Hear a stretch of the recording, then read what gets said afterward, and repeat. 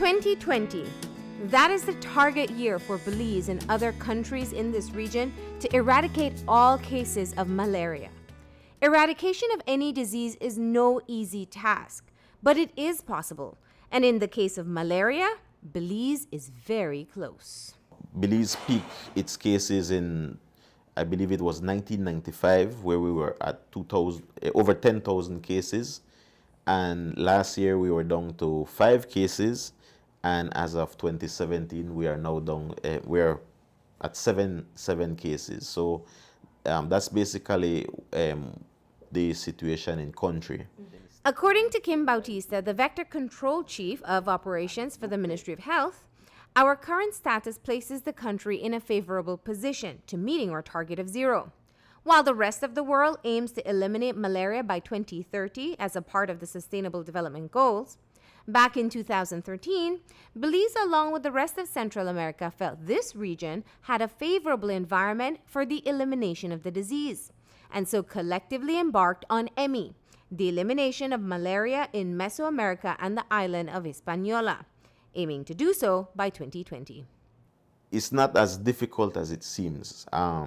If you go back to the early 2000s, you had about half the communities in this country having active transmission of malaria. Last year, we only had cases being reported from the Trio village, which is in Toledo, but right on the border between Toledo and Stan Creek. So that has been one of the most long-standing hotspots in this country for many reasons. We saw the resurgence of malaria around 2014 in the north, right along the border with Mexico. And they are still having transmission on their side of the Rio Hondo. And we had an outbreak in a couple villages, including Pachacan, up in the north. And so we managed to bring that under control. There is no more malaria being reported for, this year will be 2 consecutive years.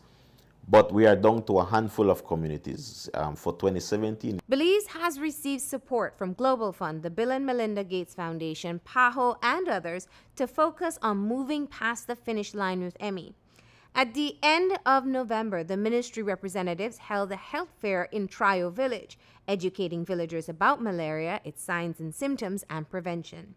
Currently, the village reports 100% bed net usage, spraying twice a year, and continued community education, which includes educating the wider public on signs and symptoms of malaria and reminding physicians to test patients. Malaria is transmitted by the bite of a female Anopheles mosquito. We have several of those Anopheles vectors in Belize. It's a parasitic disease. You go through that incubation period and then you get the telltale symptoms, which tend to be fever, chills, you get headaches. Some persons will tell you that they get quite a bit of vomiting as well.